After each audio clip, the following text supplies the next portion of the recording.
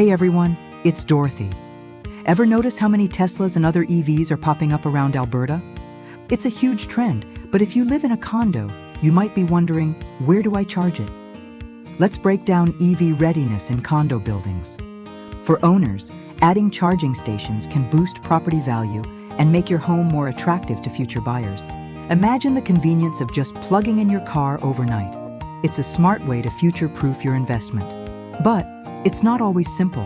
There are upfront installation costs, and older buildings might have electrical capacity issues. Plus, you'll always need approval from your condo board. Here in Alberta, we also have to think about how cold weather affects charging performance. It's crucial to check your condo bylaws first. Ultimately, having EV charging is becoming a feature for modern condo living in Alberta. It's a big conversation worth having with your board. Thanks for watching, and don't forget to like and subscribe for more condo facts, which have been brought to you by Condo Check.